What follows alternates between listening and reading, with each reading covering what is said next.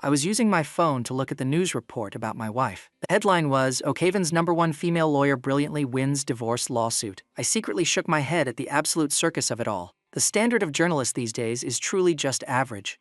If they knew that the client of this case was her 10-year-long secret crush, her precious white moonlight, then the report they wrote would actually have enough explosive power to orbit the Earth. Looking at the happy appearance of Serafina in the photo after winning the case, I thought with a wicked little smirk. She definitely couldn't guess this so-called #1 female lawyer of Oakhaven, was shortly about to be secretly set up for a divorce by the husband she had been hidden married to for 3 solid years, right? Hello, I want a divorce. In the 3rd year of marriage, I decided to get a divorce. However, it was completely behind my wife's back. Sneaky? Yes. Necessary? Absolutely. The lawyer sitting opposite me, after hearing the grand purpose of my visit, opened his mouth in a robotic, formulaic manner. If you want to get a divorce, sir, it requires both husband and wife to sign a divorce agreement, and then just pass through a 1-month divorce cooling-off period. Did your wife not come today? I remained silent for a few dramatic seconds. I will get her to sign it. Very well, I will draft a divorce agreement for you first. After waiting quietly for a moment, I got my hands on the Holy Grail, the agreement document.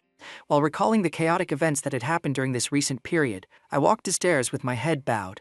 Just as I walked to the front desk, a painfully familiar voice called out to me, "Caspian, what on earth are you doing at the law firm?" Lifting my head, after meeting Serafina's peach blossom eyes that looked like they could see through everything, my heart actually missed a whole beat. Who could have thought that to get a divorce? The law firm I came to consult was exactly the one where my own wife worked. Peak clown behavior, however. She wouldn't find out. After all, she had never actually paid any attention to me. Thinking of this, I took a deep breath, trying to cover up the panic in my voice. I came to consult about some matters. Oh right, the procedures for that real estate transfer my parents mentioned last time are drafted. It requires you to sign your name. While speaking, I took out the divorce agreement in my hand, directly flipped it to the very last page, pressed it flat on the counter, and then smoothly handed the pen over. The last page of this agreement only had a single item for a signature. As a lawyer, occupational hazard made Serafina frown. She was just about to take it over to look at it carefully, but after her peripheral vision caught a glimpse of a familiar figure at the elevator entrance, she only hesitated for a grand total of 1 second,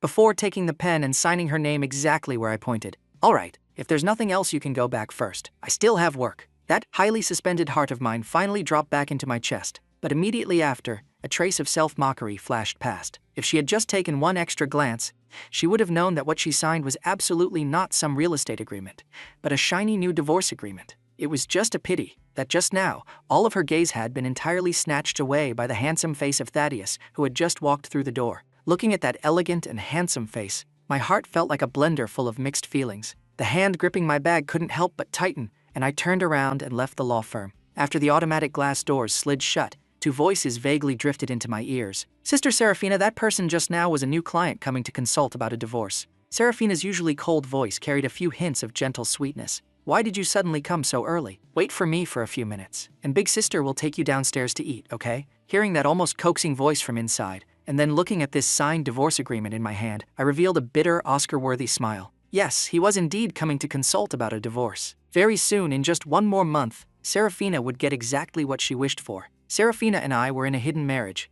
Except for both sets of parents, nobody knew we were husband and wife, including the precious white moonlight in her heart. Hidden marriage was a decision she made. We were originally college classmates. On the very first day of school, I fell in love at first sight with the campus beauty, Serafina. I stalked her relentlessly and chased her for 4 entire years, but she was completely unmoved, like a beautiful brick wall. But I wasn't that sad, because not only did she not accept me, she didn't accept anyone else's pursuit either. It seemed like she was naturally immune to men. Until after graduation, I was busy with work, and she continued her studies. There was no more intersection between the two of us. But I never forgot about her. 2 lines that seemingly could only remain parallel suddenly intersected 3 years later because of a blind date. At the very first meeting of the blind date, Serafina cut straight to the chase, asking me if I had any thoughts about getting married. Although I didn't know why she was in such a desperate hurry to get married, but seeing my long-cherished wish of many years finally having a chance to come true, I was overjoyed, thinking it was just her family pushing her hard. So I agreed without even using my brain to think. It wasn't until after marriage that I slowly discovered her little secret. She wasn't exactly immune to men, but rather, there was someone in her heart she liked very much, but was impossible to have. That guy's name was Thaddeus, and he was the younger brother of her best friend. She was 5 years older than him, so she always treated him as a younger brother. This feeling was destined to be a case of the king having a dream, but the goddess having no heart. Thaddeus didn't know about her secret, hidden love, and married his girlfriend of 3 years right after graduation. Serafina took a massive emotional hit. In order to quickly walk out of her romantic trauma, under the fierce marriage-pushing momentum of her parents, she hastily married me. After knowing the truth, I was depressed for a long time, but in the end, I still pulled myself together. I thought we had a long future ahead, and as long as I worked hard enough, I could definitely make her notice me. But for 3 years after marriage, her attitude towards me could never be considered close. Just when my confidence was repeatedly battered to the point of crumbling, I discovered that specific photo album. Stored in the album was a guy, with photos ranging from when he was 6 years old all the way to 25. I shouldn't have cared so much. But what if this person was the guy my wife had liked for many years, and the album was still being updated even after we got married? I had no way to pretend there was no grudge in my heart. What's more, the very next night, Serafina, who usually never touched a drop of alcohol, surprisingly got dead drunk. In her normally cold and aloof eyes, the joy was so full it was almost overflowing. I asked around and only then found out. It turned out Thaddeus had gotten divorced. At that exact moment, I laughed at myself and decided to completely end this hopeless dumpster fire of a marriage. Perhaps it was because I had obtained the divorce signature. When I returned to the home I had lived in for 3 years, I felt a strange sensation in my heart. Looking at this cozy little nest I had built single-handedly, many memories surged up in my mind. My gaze wandered, and finally froze on the wedding photo in the living room that I wiped clean constantly. Seeing Serafina's forcefully strained smile in the photo again, I only felt it was extremely glaring. I couldn't resist taking the photo down and tossing it right into the trash can downstairs. Good riddance. For the entire rest of the night, I was busy liquidating our post-marital assets. As soon as Serafina came back, she noticed the magically vanished wedding photo. She looked at me, who was burying my head writing something, and rarely frowned to ask a question. "Where's the wedding photo?" The nail got loose. I was afraid it would smash someone's head, so I took it down. Serafina didn't ask any more questions. She placed the late-night snack she was carrying right next to my hand, turned around, and went into the study room. Smelling the pungent aroma, I stopped my hands. Opening the bag and seeing the spicy red late-night snack inside, I only felt an unbearable sourness in my nasal cavity. Married for 3 years, because of stomach issues, I had always eaten a bland diet. But my dear wife absolutely had no clue. If it were the old me, just to coax her into being happy, no matter how spicy it was, I would have eaten it all cleanly. But the current me would only lift the entire bag, go downstairs, and chuck it away. From today onwards, I would throw away all the grievances in this marriage, all the sadness, and that also included throwing her away. The night was already deep. I couldn't sleep for a long time. I buried my head in the pillow, letting my thoughts run wild, but suddenly a disruptive hand appeared on my waist. Feeling the scorching breath coming from behind me, I subconsciously dodged outwards, avoiding the kiss she was about to drop. This gesture of resistance made Serafina's face show genuine surprise. After all, in our 3 years of marriage, it was always me taking the initiative to show affection. She finally felt a spark of passion for once, only to be rejected by me. It was hard to avoid her asking an extra sentence. "In a bad mood? My stomach hurts. I want to rest." I randomly fabricated an excuse. Serafina didn't overthink it either. She gave an N and fell asleep right there in my arms. Before sleeping, as she routinely reviewed her daily affairs, she suddenly remembered that real estate contract from the daytime. So she casually asked,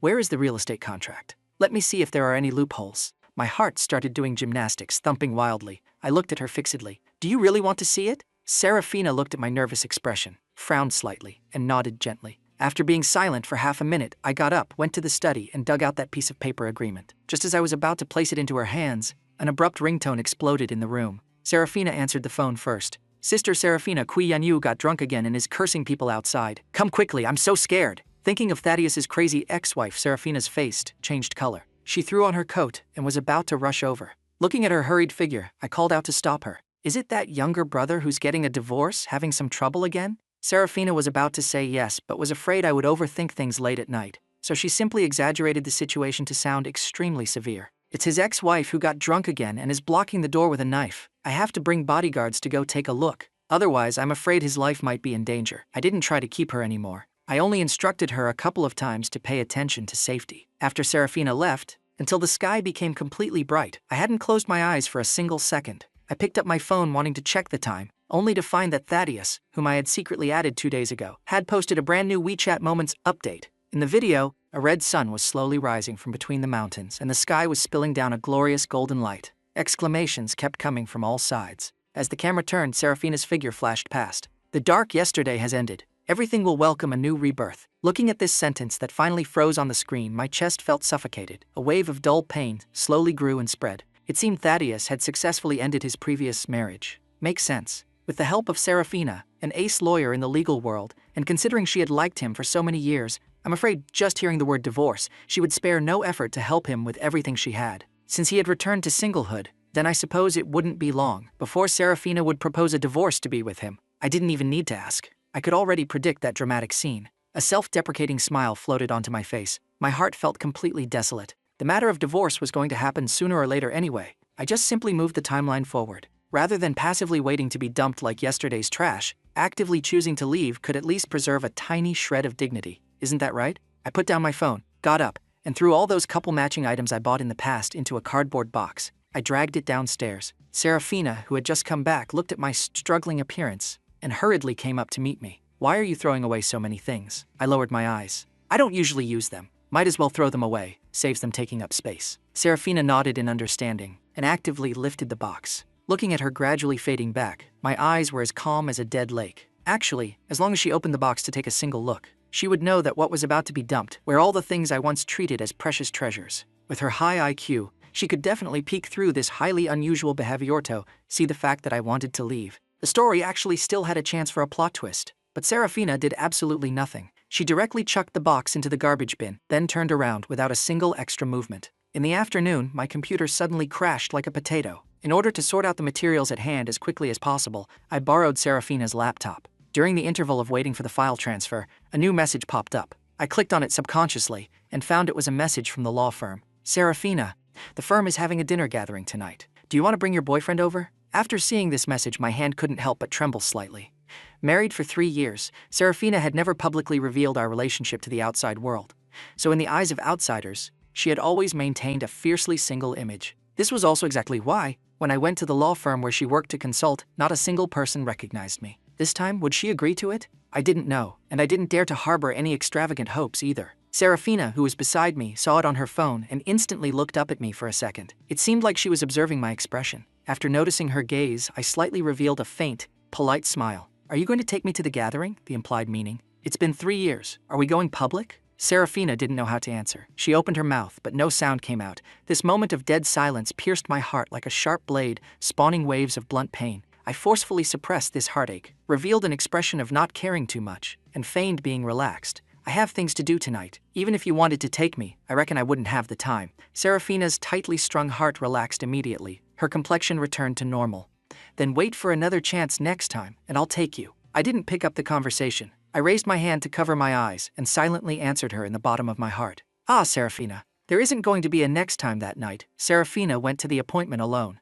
As soon as she entered the door, she was surrounded by a few drunk colleagues. It's been 3 years and we haven't seen you bring a boyfriend. Serafina, this is just not cool. Aren't you going to let us brothers take a look at our brother-in-law? How long are you going to keep your golden boy hidden in a golden house? Under the urging of several colleagues talking over one another, Serafina unlocked her phone. 2 candidates. One was Thaddeus, one was me. After hesitating for a long time, she ultimately clicked into the former's profile picture and sent a message over. Not long after, the Thaddeus followed the address and came over. The moment he pushed the door open, everyone's eyes in the room lit up. They excitedly started praising her excellent taste. After 3 rounds of drinks, Lawyer Sterling had an urgent call of nature. He handed a document bag to Serafina, entrusting her to go downstairs and pass it to a gentleman. A convenient favor, naturally she wouldn't refuse. Holding the phone number, she went downstairs and conveniently peeked at the materials in the file. After waiting, and still seeing no shadow of a person, she picked up her phone and typed in the number, only to find that this number had a saved contact name in her own phone, Caspian.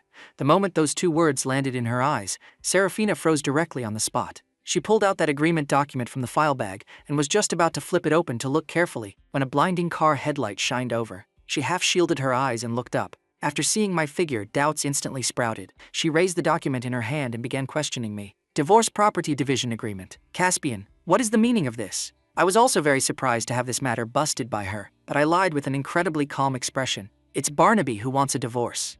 I helped him book an appointment with Lawyer Sterling. Her intuition told Serafina that all of this was not as simple as I made it sound. She twisted her eyebrows and was just about to flip open the agreement to peek at the truth when a hand stretched out from behind her and hooked onto her arm. Sister Serafina, weren't you going to meet a client? Why have you been gone so long and still haven't come back? Seeing Thaddeus sticking to her so intimately, Serafina's battle formation was instantly thrown into chaos, and she was at a loss for what to do. She absolutely didn't dare to look at my expression. Even less did she know how to explain. But compared to explaining, she was even more unwilling to push away Thaddeus, who was actively getting close to her at this moment. I, however, was much calmer and more composed than she imagined. I walked 2 steps forward, snatched the agreement document from her hand, bowed slightly, and spoke with a tone full of alienation. Thank you, Lawyer Serafina. My friend and I are busy dealing with divorce matters, so we won't disturb you any longer. The night wind blew through the car window, sending my hair flying wildly. On the road, my mind kept replaying the scene of Thaddeus appearing by Serafina's side. Perhaps because I had been hurt too many times,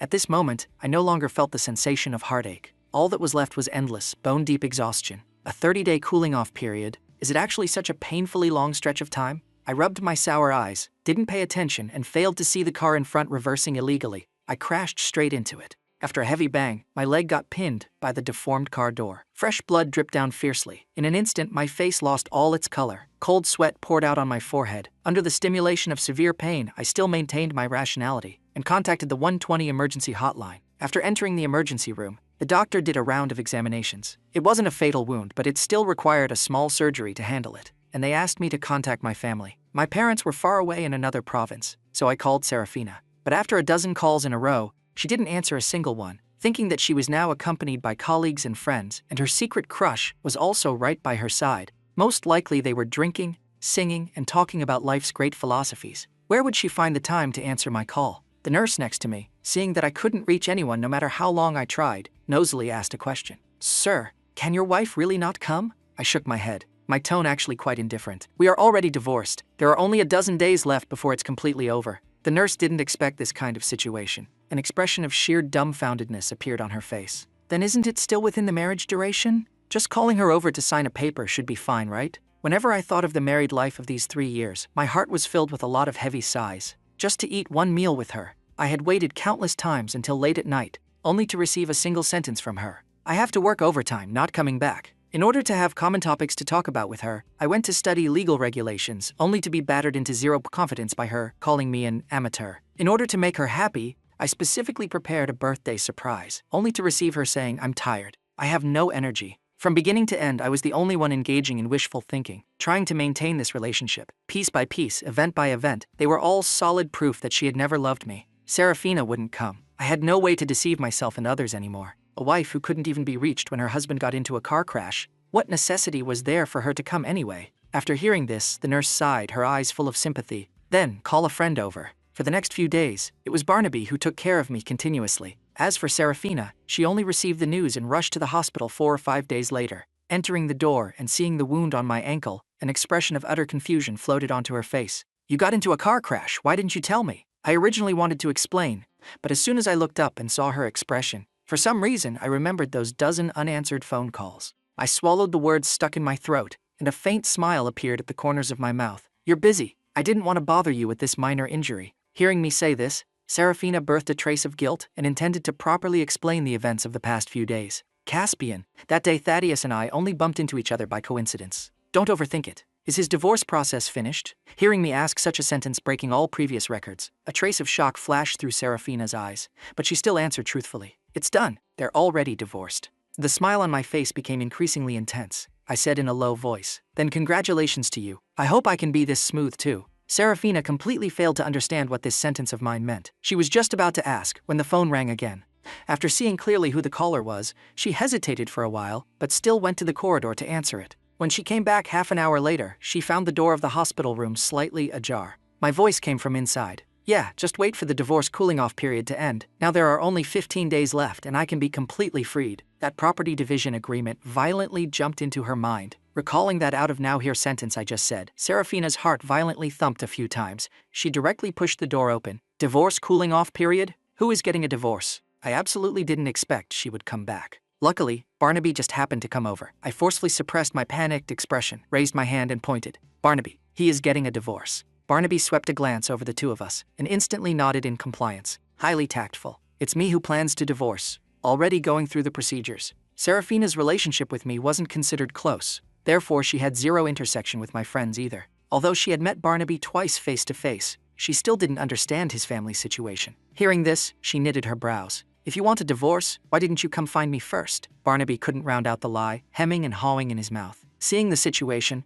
I quickly took over the conversation. "You were constantly busy during that time with that younger brother's divorce case. I was afraid you were too busy to handle it, so I didn't bother you." Hearing me bring up Thaddeus, Serafina became a bit flustered and confused, so she didn't continue to interrogate. Then if there are any problems in the future, you can come find me. Although it was covered up with a few words, I didn't feel any sense of relaxation in my heart. With Serafina's professional habits and sharpness, if it were normally, she definitely would have sensed something was wrong. But as long as it involved Thaddeus, she seemed like she completely lost her reason and judgment abilities, tossing everything completely to the back of her mind and ignoring it. People say love makes you blind. I finally understood what that truly meant. I watched Serafina's fingers tapping rapidly on her phone, looking like she was sitting on pins and needles. In my heart, I counted down how long it would be before she left, counting down from 10 to 1. Sure enough, she stood up, found an excuse, and prepared to leave. Caspian, the law firm has some business. I have to go busy myself for a while first. Which day are you being discharged from the hospital? I will come pick you up.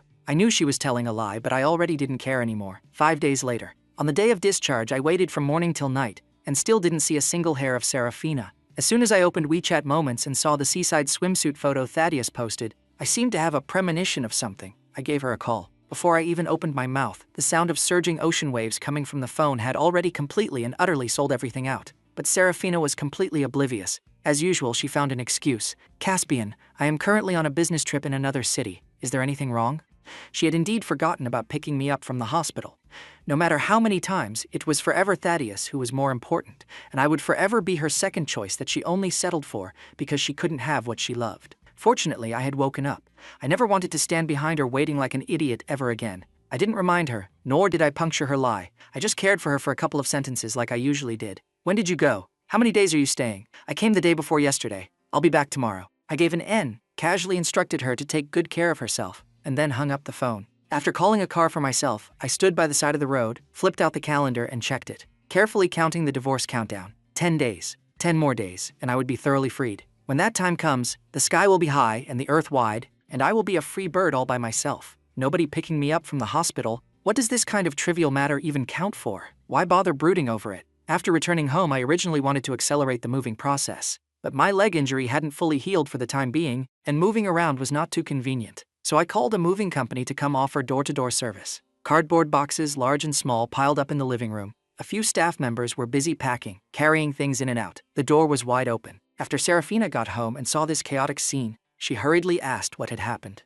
Why are there so many boxes? I served up the excuse I had prepared long ago truthfully. That apartment in Jingyuan is finished decorating. It's close to where you work. Let's move there to live. It'll be a bit more convenient. Recalling that real estate agreement she signed last time, Serafina nodded her head. After changing her shoes, she walked over to the sofa and sat down, recalling the layout of that apartment in her mind, while making some small talk with me. Don't you like raising flowers? When the time comes, let's empty out that east balcony to plant flowers. How about that? After being silent for a few seconds, I spoke softly. No need. I've already quit that hobby. Serafina subconsciously looked towards the vase of fresh lilies on the table. She just felt like I wasn't telling the truth. She was just about to advise me again, when she suddenly noticed that the boxes the staff were carrying out seemed to all be packed with her things. So she involuntarily changed the subject. Why are they all moving my things? Where are yours? Already moved away. Hearing me answer so quickly, she didn't ask anymore. She got up to pour a glass of water and casually instructed a few times. Please make sure you put the item labels on properly. After delivering them, don't put them in the wrong rooms. I looked at her quietly for a second. My eyes flickered slightly, swallowing some words back into my stomach. They won't be put in the wrong place, because in the new home, there are only your things. After everything was sorted out, Serafina supported me as we went downstairs first. Upon exiting the elevator, the two of us bumped head-on into the siblings, Thaddeus and Theodora. For a moment, everyone froze. Serafina never thought this kind of scene would appear. A trace of panic flashed in her eyes. She let go of my hand, took 2 steps forward, and blocked in front of him. Why did you guys come over? Thaddeus raised his eyebrows. Theodora said she wanted to come play at your new house. I haven't been here either, so I asked Uncle and Auntie for the address, planning to come over and give you a surprise.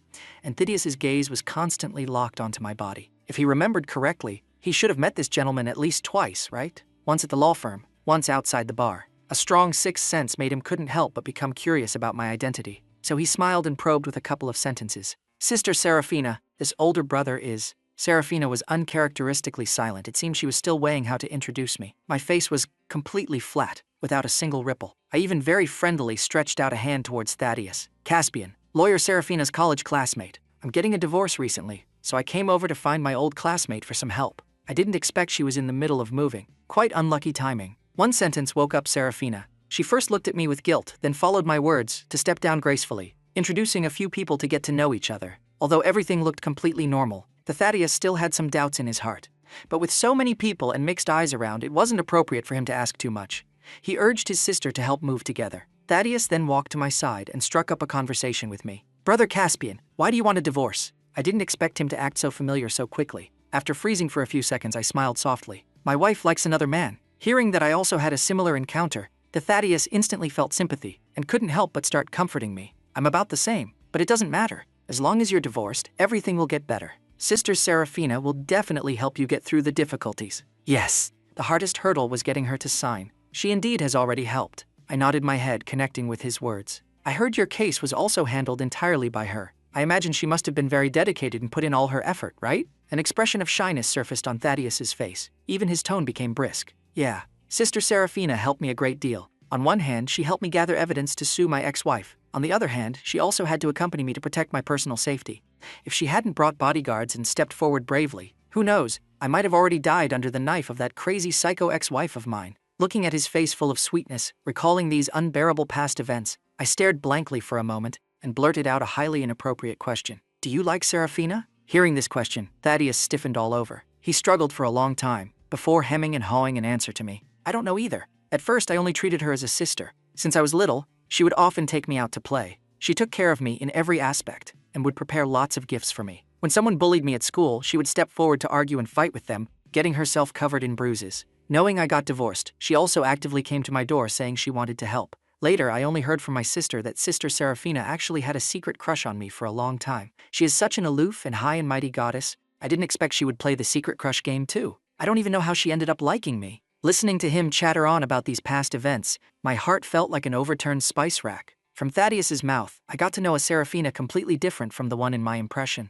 It turns out she wasn't inherently cold by nature. She just didn't like me, that's all. She wasn't unproactive about everything. I just wasn't the person who could awaken her drive, that's all. It was just a pity I sank too deep and understood too late. I wasted so many years on her in vain. Thaddeus, immersed in the past, didn't notice my deeply meaningful expression.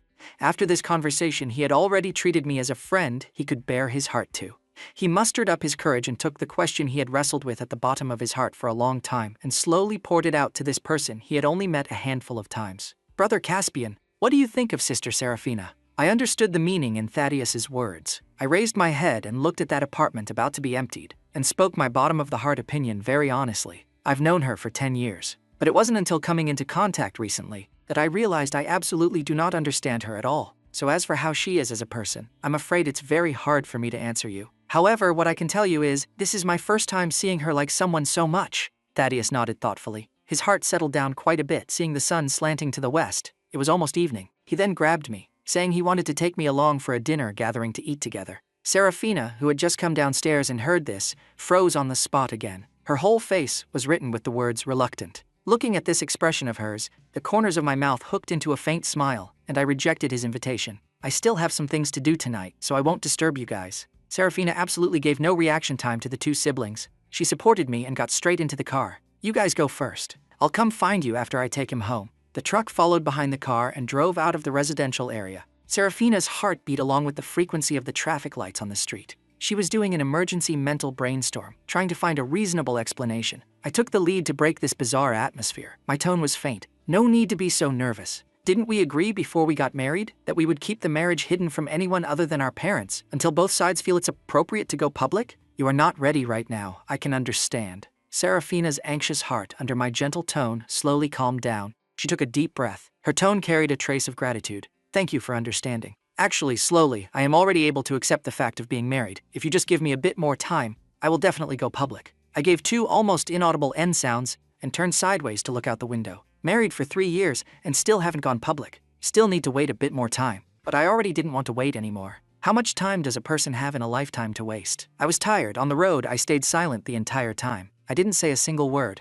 Serafina kept feeling that my mood was very low recently, but couldn't ask for a reason. She could only take the events that happened during this period and comb through them, from beginning to end in her head. Finally, the answer she arrived at was that during this time, she had been constantly busy with Thaddeus's case and neglected me, so that was why I couldn't lift my spirits. A trace of guilt surged into her heart. She rarely took the initiative to propose an idea. "It's almost our 3rd wedding anniversary. Let me take you out on a trip to relax." There were only the last few days left in the divorce cooling-off period. I didn't want any unexpected complications to arise, so I used my injury as an excuse to refuse. Serafina thought carefully and realized it indeed wasn't too appropriate, so she changed to a few different celebration methods for me to pick from. She listed them one by one, and I could always find an excuse. Finally, I vetoed all of them. It seemed I had absolutely no thoughts of celebrating. This cold appearance was completely opposite from my attitude in the past, where just hearing the word date made me excited. It instantly made Serafina suspicious. Looking at her face full of confusion, I was also afraid she would spot something. So I proposed an option. That day happens to be the weekend.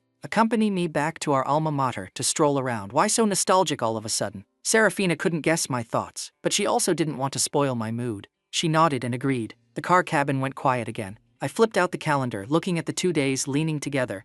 September 7th had the word divorce marked next to it, and September 6th just happened to be our wedding anniversary. It was also exactly the 10th whole year of my secret crush on her. On such a special day, revisiting an old place, how could that not be considered having a beginning and an end? Just treat it as me drawing a complete full stop for my 10 years of youth. As I thought and thought, trace of a smile floated onto my face again. Even my tone became relaxed. It seemed like I was joking. This time you won't stand me up, will you? A rare bit of laughter appeared in her eyes. When have I ever stood you up, Caspian? Do not slander me. I smiled and didn't answer her. I only silently counted in my heart. Last time, in order to accompany Thaddeus to the beach, you left me behind at the hospital. The time before last, in order to help him gather evidence, you completely forgot the birthday dinner you promised me. The time before last, in order to rush over to comfort him, you threw me all alone in the suburbs, time and time again. As long as it involved Thaddeus, you completely stood me up for everything. For the following week, Serafina never came back. The first thing I did every day when I woke up was tear off a page from the wall calendar. I guarded the empty old house all by myself, slowly cleaning up the final tiny bits of my things. Time passed very quickly. Soon it was September 6th. I got up super early and did my hair. I picked out an old-style white shirt from a few years ago and put it on. Holding a video camera, I went downstairs, preparing to leave behind some footage on this memorable day. Serafina happened to be waiting downstairs. She attentively helped open the car door. Perhaps knowing I was about to be freed, my mood was very joyful. I talked to her about many past events from our school days. The two of us, you saying a word, me saying a word, chatted to our heart's content. Serafina also slowly relaxed. She proactively suggested that she would help me take more photos later. While talking and laughing, we arrived at the school gates very quickly. I got out of the car first and leaned against the window waiting for her. Serafina had just unfastened her seatbelt when her phone ding-donged a few times. She clicked it open to take a look, and it was a message sent by Thaddeus. Sister Serafina, do you have time? I have a fever. Can you make a trypan take me to the hospital? After seeing the word fever, Serafina's movements paused. Seeing her delaying getting out of the car, I tilted my head wanting to see what had happened. Just in time to see her hesitant expression, but after just a moment, she made her decision. Caspian, something happened at the law firm. I have to go over there. I blanked out. A trace of surprise flashed in my eyes. Can you go an hour later? I understood perfectly in my heart. She was lying. I'm afraid it was for Thaddeus again. The matter is very important. I'm afraid not. Seeing her speak so, certainly, I didn't puncture her lie. I only took a deep look at her and let her leave. Serafina fastened her seatbelt again. In order to express her apologies, she made a brand new promise. You take a taxi home first. Wait until I finish being busy these few days, and I'll bring you over to stroll around. Later on, we'll invite a few professors out for a meal. I didn't accept this response. Serafina, there won't be any later on. I tilted my head up, watching her car gradually drive out of sight, and entered the school gates all by myself holding the camera. It only took me half an hour to walk through all those places related to youth and my secret crush. After finishing taking all the photos, I didn't go anywhere else. I hailed a car and went home. A little red dot appeared on WeChat Moments again. I conveniently clicked in, refreshed. It was a photo of Thaddeus at the hospital. At this moment, I was finally certain. She really didn't go to work overtime, but went to take care of the sick Thaddeus. Recalling Serafina's solemn vow-like tone that evening, I smiled. For his sake, she wasn't even willing to squeeze out half an hour's time. Serafina, if you knew that these past few hours were the last time you and I would ever spend together, would you regret standing me up again? Nobody answered me, and I no longer cared about the answer either. I only took one look, exited, and found Lawyer Sterling's WeChat. Lawyer Sterling, today is exactly the last day of the divorce cooling-off period. Do I still need to go to the law firm to find you to do any procedures? Lawyer Sterling's message came back very quickly. No need, Mr. Caspian. Since your divorce cooling-off period has reached its final day, then the entire process has been completed. Congratulations on regaining your new life. What a fine regaining your new life. Yes, from today onwards, from the moment I no longer love Serafina, I, Caspian, will have a much more dazzling and shining life. Thinking of this, I was suddenly enlightened. I turned around and went back home. Countdown. 3 hours. I then lay alone on the sofa watching the sun set in the west. Countdown. 2 hours. I took out my laptop and edited the photos I took today into a video. Countdown. 1 hour. The video editing was complete. I watched it once through, then turned on the video camera one more time, pointed it at myself, and pressed the record button. I was going to record a farewell letter written for Serafina. Finally, the entire video was finished. I inserted the memory card back into the camera and then dug out the divorce agreement. I placed them together on the bedside table in the bedroom. Serafina, from this moment on, we are divorced. Congratulations to you, and congratulations to me too. After finishing all this, I picked up my final piece of luggage, left this home, and left this city. Nobody knew where I was going to go. But I left cleanly and crisply, without any nostalgia, without turning my head back. On the other side, it wasn't until Thaddeus's illness was 70–80% healed that Serafina finally left his house. While driving, she called me, wanting to fulfill the agreement from last time. But she called more than 10 times in a row, and the phone continuously played the turned off prompt. Sending messages got absolutely no replies either. Married for 3 years, this was the very first time Serafina couldn't contact me. Linking it back to the car crash incident last time, she inevitably became somewhat worried. She turned the car around and made a trip back home. All the items in the new house were put back exactly according to the original layout. They were no longer piled up in a messy heap. But Serafina only took one look and discovered something was wrong. My things, how come she didn't see a single one?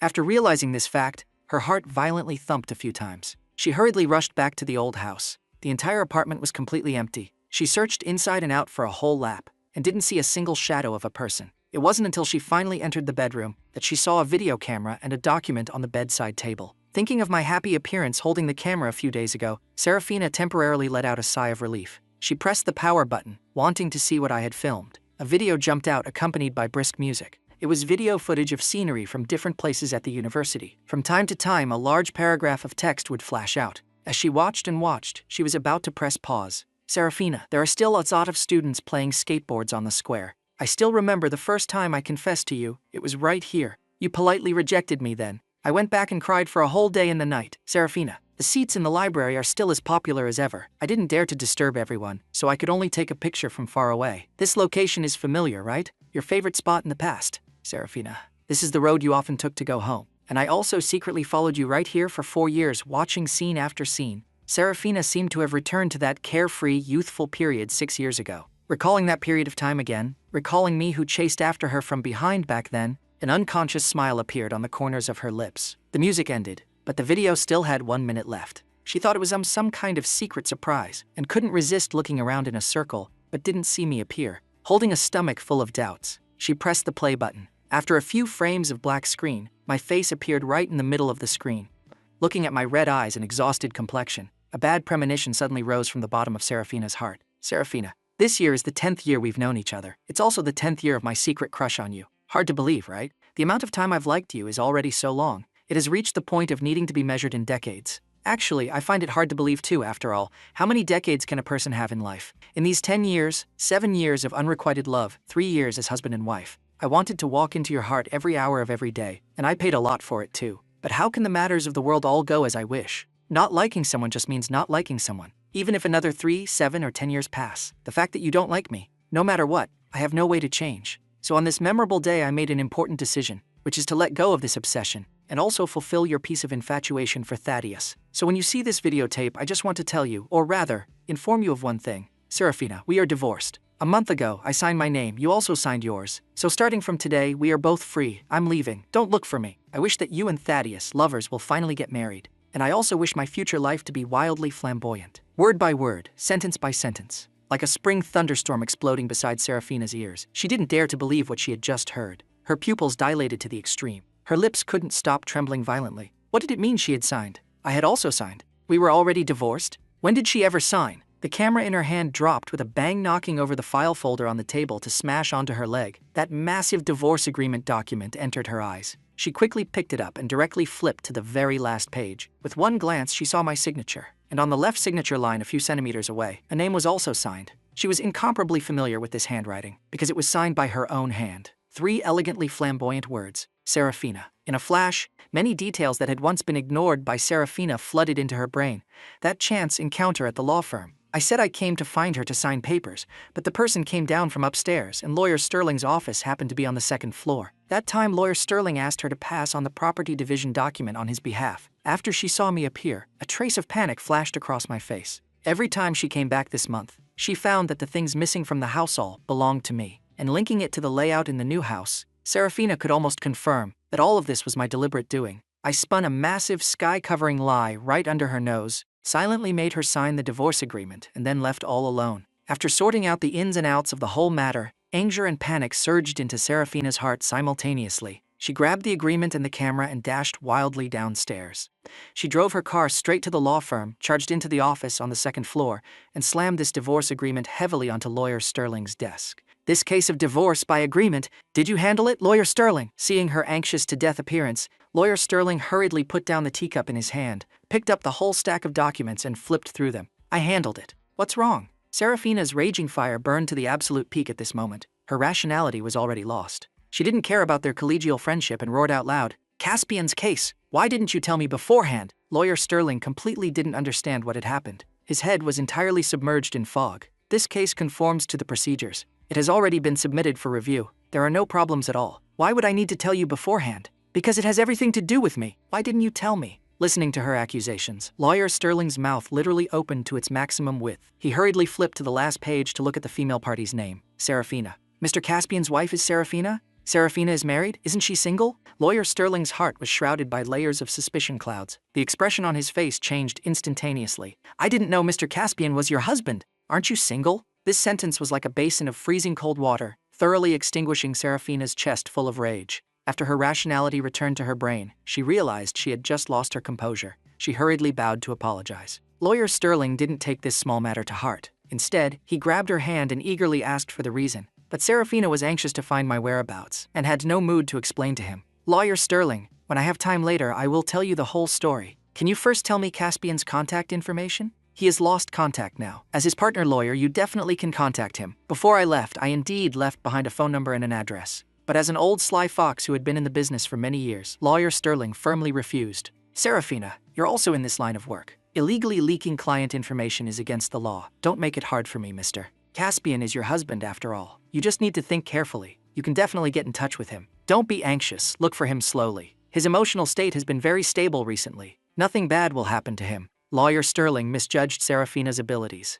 Although married for 3 years, she didn't have any contact information for my family members or friends. She couldn't even contact my parents. She didn't even know where my hometown was. She genuinely could not contact me. So she started lobbying earnestly with bitter words and a kind heart, trying to move Lawyer Sterling with emotion. But no matter how much she wore out her lips, Lawyer Sterling only had one phrase: no comment. Serafina really had no other way. She could only settle for the next best thing, and wrote a letter asking him to forward it to me on her behalf. When getting off work, Lawyer Sterling sent a message, saying I had seen it but there was no reply. Serafina hurriedly opened WeChat, wanting to send me a message, only to discover that my WeChat profile picture had turned gray, displaying account deleted user. After getting divorced, in order to completely cut contact with her, could he actually go to this extent? In their 10th year of knowing each other, Serafina suddenly birthed an illusion like it was the first time she had truly met me. After leaving Oakhaven, I went to the train station. I casually pointed at a place, bought a high-speed rail ticket, and started my first trip post-divorce. From north to south in a single day, the temperature gradually rose. The air also became humid. Carrying my luggage bundles, I arrived at a completely unfamiliar city, Wormwood. Unlike the fast-paced life of Oakhaven, everything in the small town slowed down. After checking my luggage at the inn, I started a wandering journey with no set destination. Ordering a bowl of noodles, I sat on the noisy street drinking a cold beverage, and my body and mind both relaxed. My phone ding-donged. There were only a sparse number of people on my new WeChat. I clicked it open to look, and it was 2 messages from Lawyer Sterling. "Brother-in-law, if you wanted a divorce, why didn't you clearly state your identity to me first?" Oh my, this mess. Because I wouldn't give her your contact info, Serafina threw a massive temper tantrum at me. She wrote a letter and wanted me to pass it to you. You take a look at it first. That Serafina would get angry, I had predicted. But that she would actually write a letter, this genuinely gave me a shock. I clicked open the document to look. A massive, sprawling essay. My gaze first locked onto the word count. 8,000 words. Just getting a divorce, and she actually wrote 8,000 words. Is that really necessary? Isn't it all just complaining about me? But having successfully escaped the besieged fortress of marriage, my mood was exactly at its best. I didn't want to look at these mood-killing things. Holding this thought, I directly closed the document, muted my phone, and started slurping the noodles that had just been served. After finishing eating, I ate and strolled around the night market all by myself. Those complicated emotions that had accumulated in my heart all turned into appetite and were completely digested away. When I returned to the hotel at night, I first sent a sentence of thanks to Lawyer Sterling, and then sent a document back. After Serafina received the document, that heart which had been hung up finally relaxed a few degrees. She clicked it open, holding a chest full of expectations, but froze directly. Too long, didn't read. Already divorced, do not disturb. Just 2 simple lines of words. In the heart lake that she had just calmed down, it whipped up monstrous, heaven-soaring waves again. Her fingers tapped rapidly. She typed out another long paragraph wanting to send it over. But once she remembered that sentence, too long, she could only press the delete key as if venting her anger. Until finally her patience was utterly exhausted. She directly threw her phone onto the bed, paralyzed weakly onto the floor, and closed her exhausted eyes. In her chaotic mind, scenes from that video started flashing again. She stretched out her hand, took down the video camera from the table, clicked it open, and dragged it to the very end. She watched it back and forth several times, finally pausing on the frame with Thaddeus. At the 36th hour since my departure, Serafina finally found the reason why she was divorced. So it turns out I knew about the matters between her and Thaddeus. The moment this thought appeared, Serafina's heartbeat missed a few beats. An unprecedented wave of panic assaulted her heart. She hugged her head and desperately recalled, trying to figure out exactly where the flaw occurred. Past events surfaced one by one, finally stopping on the day of the move. When she and Theodora were running upstairs and downstairs, Thaddeus and I seemed to have spent some time alone together.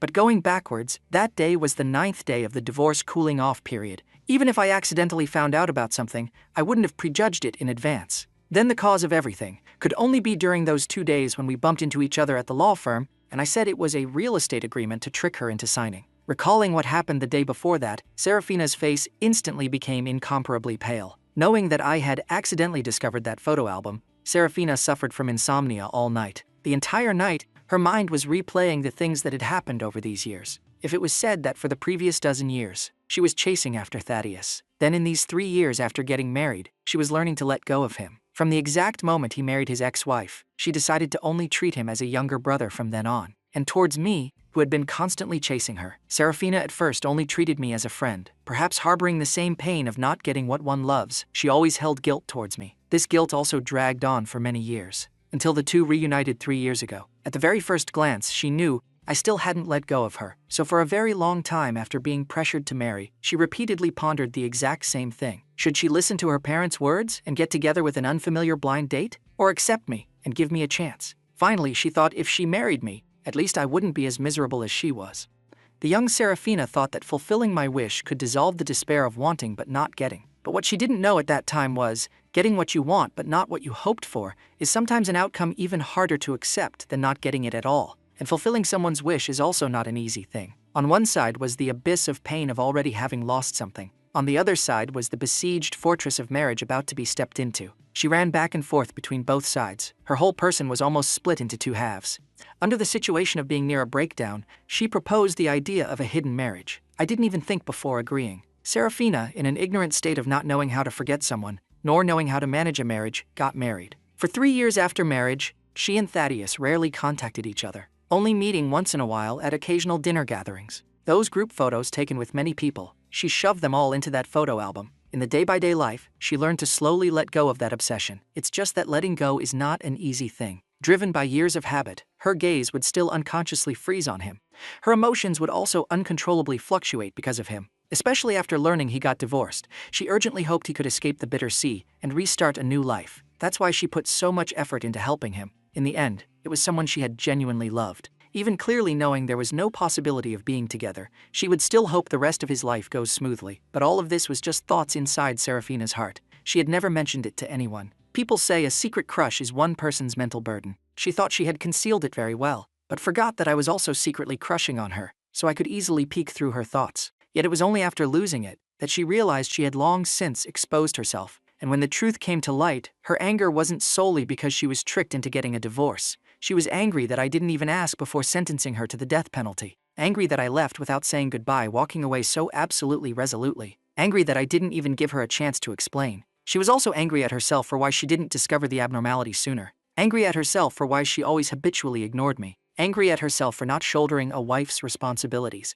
And even more angry at herself for not clearly seeing my place in her heart sooner. 3 years, over 1,000 days and nights of spending time together day and night. She had long become accustomed to the life of having me by her side. Even if Thaddeus got divorced, she had never once entertained the thought of divorce. Because from the day she got the marriage certificate, she had firmly decided on one thing: to hold my hand and walk through this lifetime together. On the 3rd day after I left, Serafina tried every possible way and still couldn't contact me. Time kept slipping away endlessly. The panic in her heart grew heavier day by day. These few days, Thaddeus looked for her many times, and she pushed all of them away. So when he came to the door and saw her haggard and exhausted appearance, he was terrified to jump. His eyes were full of worry. Sister Seraphina, what happened? Things having reached this point, seeing Thaddeus appear before her eyes again, the emotions in Seraphina's heart were extremely complicated. She had already converted her love for him into familial affection. It was just that she never found the chance to say it out loud.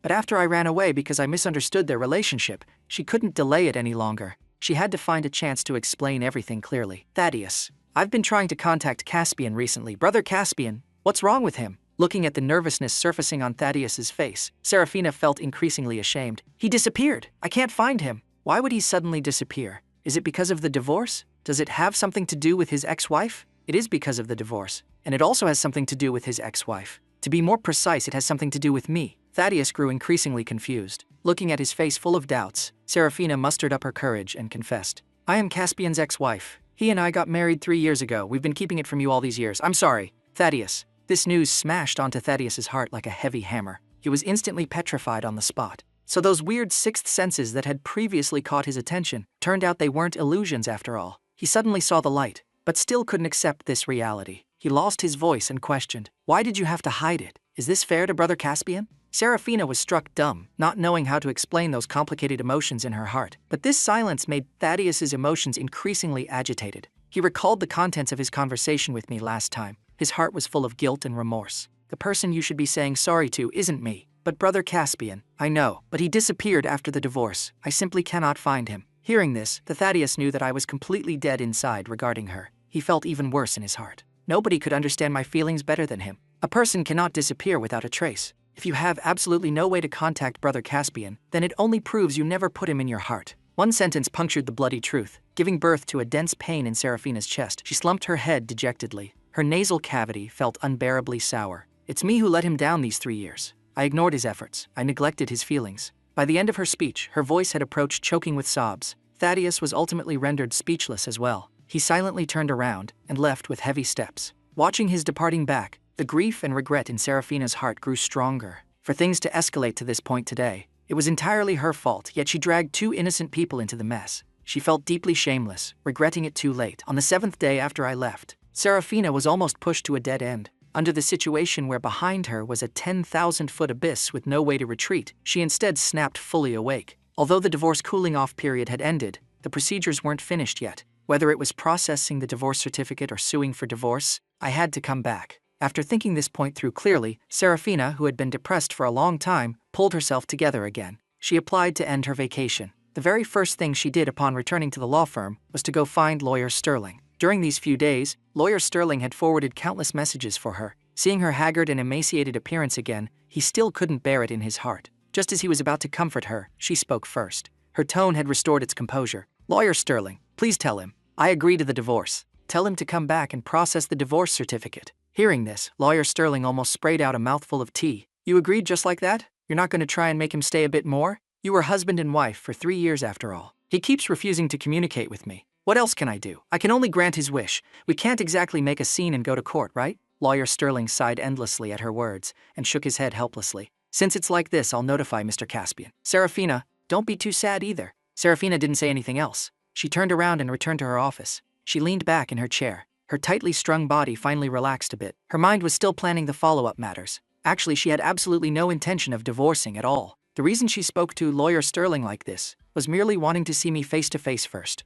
As long as I returned to Oakhaven, she would have a chance to explain to me. I had liked her for 10 years. As long as all the misunderstandings were explained clearly, then there should still be a chance to start over, right? When Lawyer Sterling's message was sent over, I was sunbathing on a beach. In this past week or so, I had traveled to 2 or 3 cities. I had completely tossed this annoying matter of divorce to the back of my mind. After seeing Seraphina agree to the divorce, a trace of suspicion suddenly rose in my heart. She had been harassing me these past few days, and now agreed so quickly. Could it be she thought of some new trick to deceive me? Just to play it safe, I consulted Lawyer Sterling again about the follow-up process, and learned that it still required both husband and wife to personally go process the divorce certificate. Otherwise, it could only be done through a lawsuit. I was speechless. I just wanted to get a divorce. Why was it so difficult? It seems the follow-up travel plans could only be put on hold temporarily. I let out a long sigh, put on my sunglasses, returned to the hotel, and started packing my things. The next morning at 10 o'clock I took a plane and flew back to Oakhaven. Barnaby had already been waiting at the airport for a long time. As soon as he saw me in the crowd, he let out a gasp.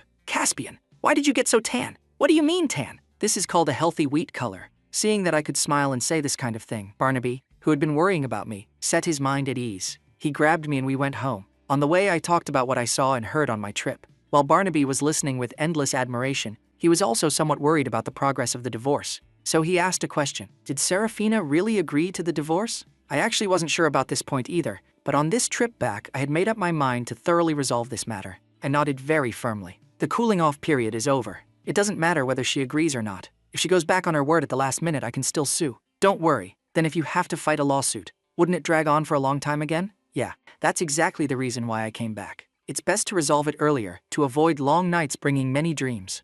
After learning from lawyer Sterling that I had returned to Oakhaven, Serafina immediately wanted to make an appointment to meet me, but was ruthlessly rejected by me again. She felt somewhat disappointed in her heart, but had no other way. She could only wait quietly for me to come find her. During this period, she read the divorce agreement and the property division agreement carefully countless times, and she also bought a lot of things comparing them to the layout of the old house. Holding a sliver of hope that I would forgive her, she attempted to restore the original layout and decoration, wanting to make everything return to the right track. Time passed day by day. At the end of September, she finally received a call from lawyer Sterling. I asked to meet her, but the location was right at the entrance of the Civil Affairs Bureau. Serafina's chest, full of expectations, instantly plunged into nothingness. But she still went to the appointment, without bringing a single thing. I watched her come over, empty-handed, and instantly understood that agreeing to divorce was nothing more than a lie she fabricated. But I had long anticipated this, so I wasn't that angry either. Just my tone carried impatience. Agreeing to divorce yet bringing absolutely nothing. Is this your sincerity? Not having seen each other for over half a month, and the first words out of my mouth were about divorce.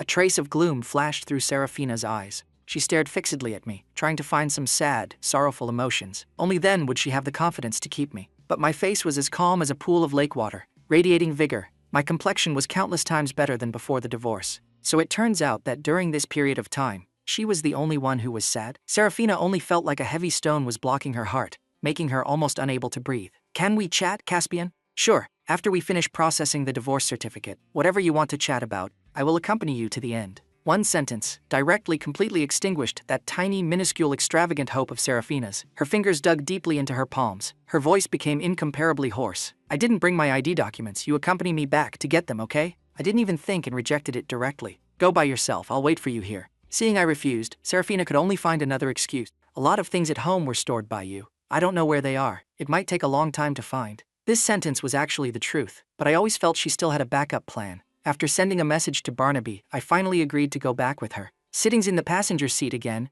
both people had their own thoughts. Serafina inevitably recalled the scene last time when the two of us talked and laughed on the way back to our alma mater. If she had known earlier that it was the last time we'd meet before the divorce, she absolutely would not have left without authorization. She would have accompanied me to review 10 years of youth, and then told me her true thoughts, keeping me by her side. But there's no medicine for regret in the world, nor is there a time machine. She could only swallow the bitter fruit she planted herself. The car cabin was silent for a while. Serafina tried to find a topic. These past few days, where did you go? I kept looking out the window the whole time. My voice remained cold. We're already divorcing. It has nothing to do with you, right? Just two simple sentences deeply stabbed Serafina again. She pursed her lips, her eyes full of disappointment. We only finished the divorce cooling off period. We haven't officially divorced yet. If the relevant procedures aren't completed within 30 days, the divorce application will become invalid. Caspian. These past few days, she had been studying marriage law diligently and had already thoroughly grasped all the legal clauses. I had also guessed Serafina would use this rule to threaten me, so I absolutely didn't jump into her logic. I directly changed the subject. Don't trouble lawyer Serafina to popularize the new marriage law for me. Actually,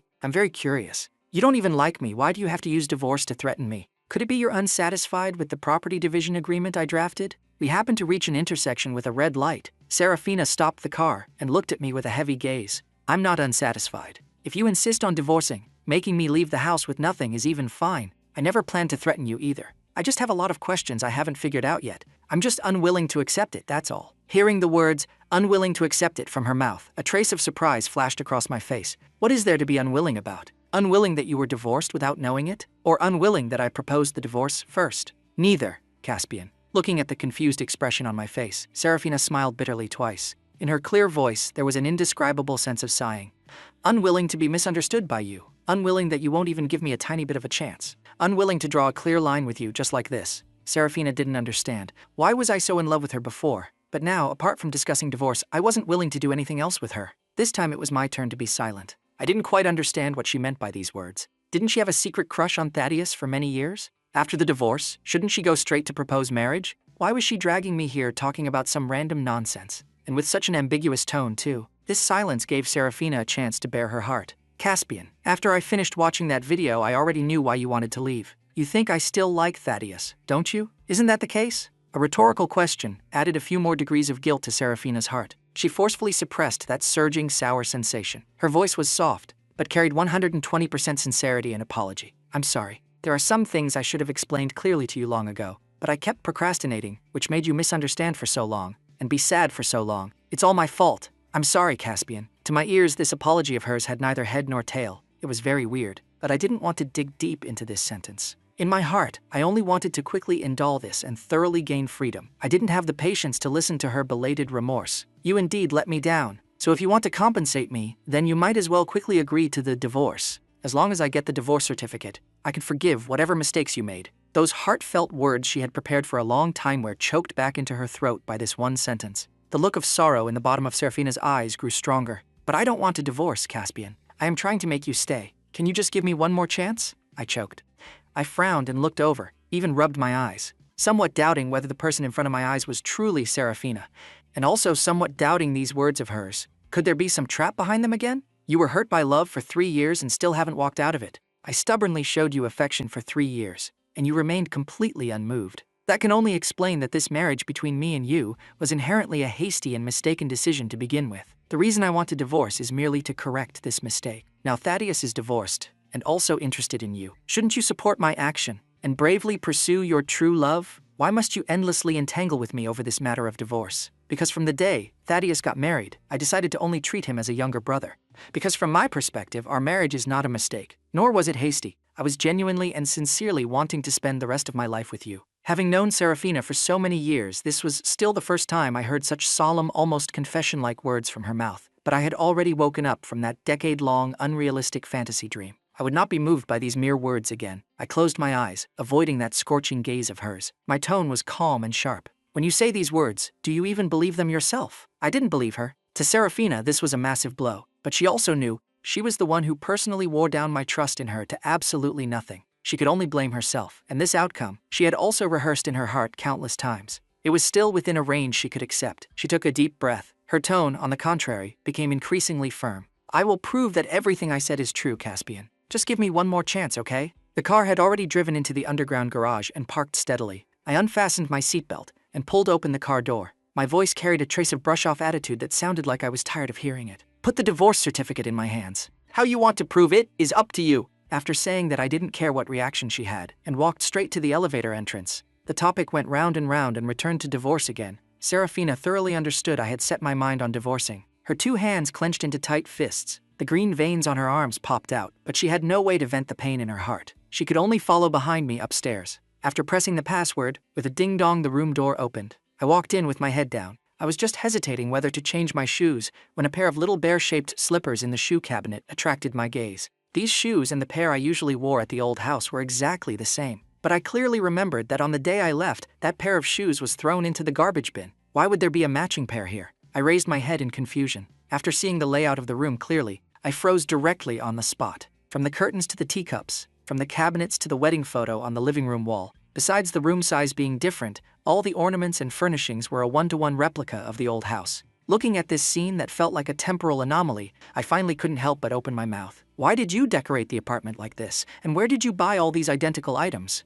Serafina followed me and looked around in a circle. Her tone was full of nostalgia. I always thought you would move in with Meadow, start a new life, but I never expected you had planned to leave long ago, and even toss me aside here all by myself. If I didn't decorate the apartment like this, I would feel like I don't have a home anymore. As for these things, they actually aren't hard to find. It just requires spending a bit more effort, that's all. If it weren't for the memories of the past being too deep, the current me would already be too lazy to act out this deep affection drama with her. I was also too lazy to change shoes. I just stretched my long legs and walked straight in. Pretty good. This makes it convenient for me to rummage through too. Get the documents earlier, divorce earlier. Saves a lot of trouble. After reuniting every sentence, I said poked straight into Serafina's heart. She finally realized as well that it turns out I wasn't naturally obedient. Instead, I had a personality where every sentence I spoke carried thorns. I disguised my true self, all just to be able to walk into her world, in order to maintain this marriage. Then in these 3 years, the neglect and cold shoulders I endured, the grievances and pain I hid away were probably 100 times more than she imagined.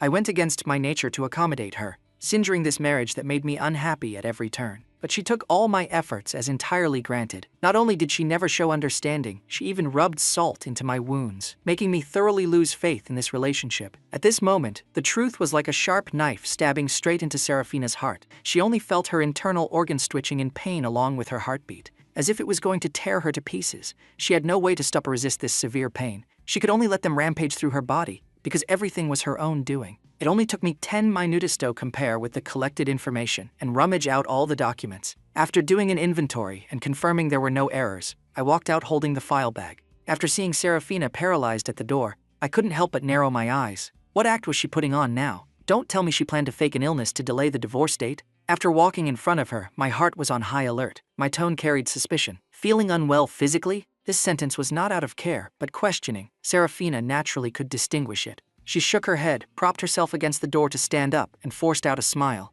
I'm fine, let's go. Seeing her push open the door, I then slowly lowered my guard and followed her up. On the way back to the Civil Affairs Bureau, neither of the two spoke again. I kept looking at my watch, estimating the time. To rush for time, as soon as we got off the car, I even took the initiative to grab her hand and hurried upstairs. Serafina remembered the day we got married, probably afraid she would back out. I was also this impatient and eager that day. At that time, her mood wasn't considered good, but after seeing my anxious appearance, she couldn't help but laugh out loud. Her fear towards marriage also lessened a bit. Who could have thought that 3 years later, our stepping into this place again would be for a divorce? Looking at the couples forming groups preparing to divorce all around, she suddenly felt divorce didn't seem like a big deal either. Since I said our marriage was a mistake, then let's end it. Only by letting the mistake stop here would she have the chance to start anew. She wouldn't use marriage to bind my freedom. If we divorce, then she'll just use another identity to return to my side. This time, it was her turn to start from zero and prove her heart to me, although she didn't know if I would give her a chance like she did for me. But Serafina was no longer confused in her heart.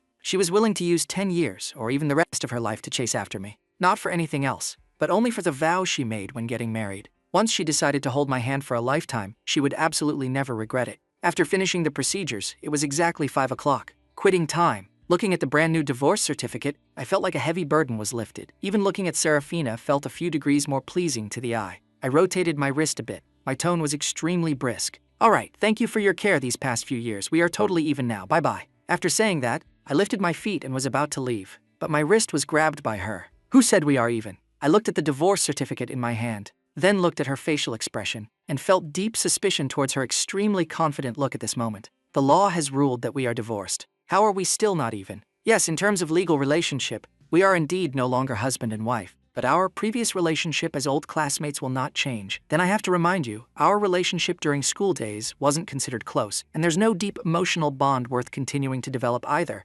Serafina didn't deny this point. True, I really wasn't enthusiastic towards you back then, but who told you to always cling on to me and not let go? This was my first time hearing her take the initiative to talk about those old matters of me chasing her, and it was right at such an awkward juncture post-divorce. My expression became unnatural. Those are things from a very long time ago. Is it interesting to bring that up now? It's not very interesting. Then let's talk about something recent things? What things? I didn't know what kind of medicine she was selling in her gourd. I was just about to ask for clarification when Serafina spoke calmly. Didn't you say that after the divorce, past events are written off, and whatever I want to chat about, you'll accompany me to the end? The corners of my smiling mouth twitched a few times. I seemed to have indeed said these words. But heaven be my witness, I was only trying to force her to divorce earlier. I absolutely didn't have the thought of having a deep chat with her. Who would want to awkwardly chat with their ex-wife right after getting the divorce certificate? Doesn't everyone just grab their best bros to drink and celebrate their new life? Although I had always been a man of my word, in this beautiful moment I didn't want to affect my own mood, so I found an excuse. I did say those words,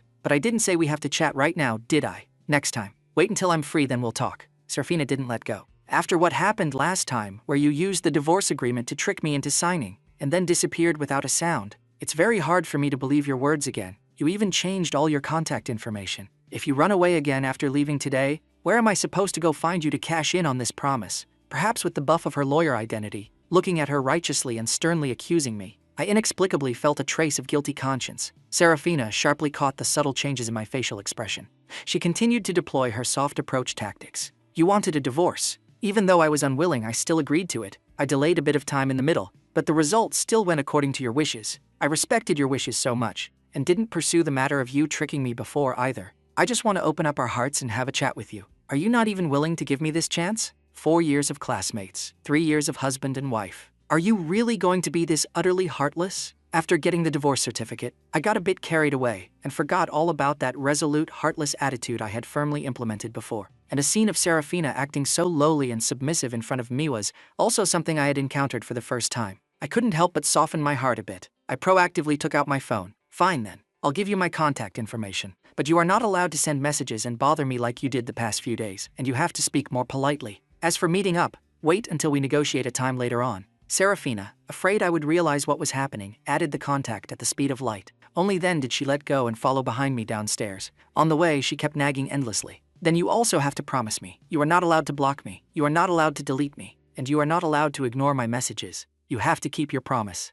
My ears were growing calluses from listening to it. My tone became impatient again. As long as you strictly abide by your duty as a classmate, and don't do anything that crosses the bottom line, I promise not to delete you. With this guarantee, Serafina finally set her mind completely at ease. She pulled open the passenger car door and very respectfully made a please gesture. I directly pretended not to see it and walked to the roadside to hail a cab. Just as I turned around, a resentful, long sigh came from behind me. Divorced. Won't even hitch a ride anymore? Truly heartless, ah. I got goosebumps all over my body from hearing it. I directly sped up and got into a taxi, urging the driver to leave quickly. Returning to Barnaby's house and pushing open the door, 2 blasts from party poppers scared me into a shudder. I looked at the room full of balloons, fresh flowers and snacks and cake on the table, plus banners celebrating being single. My eye sockets grew hot. Barnaby was afraid I would cry and hurriedly patted my shoulder, coaxing softly, "What are you crying for on such a happy day? Hurry up and swallow those tears back down. Us brothers are going to drink until we drop today." To commemorate this happy day, my emotions that had been suppressed for a long time finally got a true release at this moment. I rubbed my tears onto Barnaby's clothes and nodded my head heavily a few times.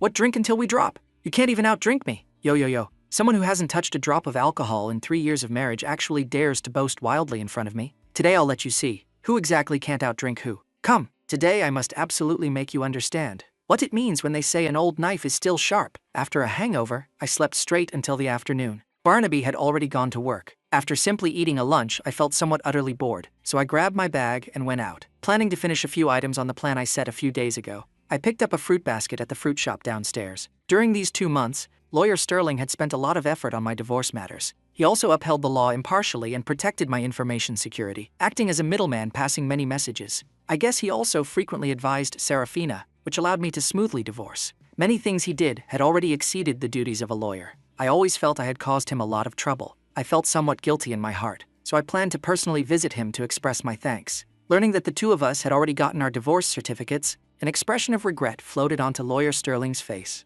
"Brother-in-law, why did you have to hide it from me back then?" Towards Lawyer Sterling, I felt genuinely apologetic. While apologizing, I still didn't forget to correct his slip of the tongue. "She and I are already divorced. Calling me brother-in-law is actually inappropriate. Lawyer Sterling, if you don't mind, just call me Caspian. I actually didn't want to hide it from you. It's just that, as you know, she and I had a hidden marriage, not public. I didn't want to put you in a difficult position. That's why I didn't inform you of this matter." Mentioning the hidden marriage, Lawyer Sterling could also sympathize with me, so he didn't continue to interrogate this matter. "It's all Serafina's fault. She shouldn't have hidden it from us. I heard you 2 are old classmates of many years. Getting divorced so hastily like this, I'm afraid the knots in your hearts haven't been untied yet, right? Are you really planning not to interact with each other anymore in the future?" This question hit right at the core of my heart. Before yesterday, I did plan to cut off all interaction with Serafina, but looking at her posture yesterday, I felt it would be very hard to make a clean break. Not to mention, there's the layer of classmate relationship. Just thinking about how to explain it clearly to our parents after the divorce already gave me a bit of a headache. With my parents' temperaments,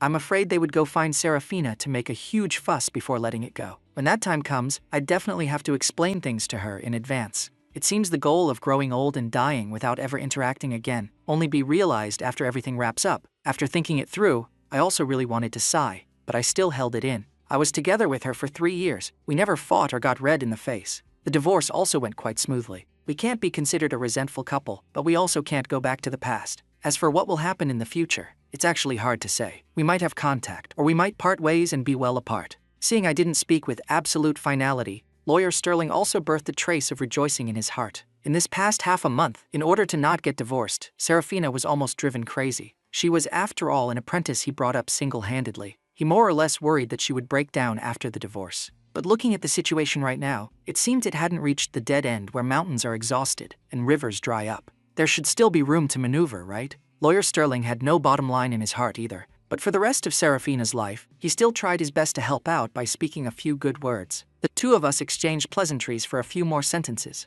and then I got up to take my leave. Lawyer Sterling opened the door for me, but was startled by Serafina, who suddenly appeared. Clutching his heart, he patted it non-stop. "What are you doing hiding outside my office?" Serafina's gaze passed over him, staring straight at me inside. Lawyer Sterling finally reacted. He hurriedly stepped aside to let me out and fired speed closed the door. I was also startled by her. Before I came, I specifically asked Lawyer Sterling, knowing she was on vacation today before coming over. It was exactly to avoid her. Who knew where she got some back alley gossip and came running over again? I still had 2 drinking engagements coming up. I didn't want to play tug of war with her here, so I crisply and cleanly asked her to step aside. Serafina walked 2 steps to the side to yield. I didn't hesitate for a single second and went straight downstairs. As soon as I walked out the door, a torrential rain had started falling at some unknown point. The water on the street was knee-deep. Looking at the completely deserted street, I was stunned. I took out my phone wanting to call a car. I hailed for 10 minutes, and no car accepted the order. And the rain was getting heavier and heavier. It seemed to have no trend of stopping.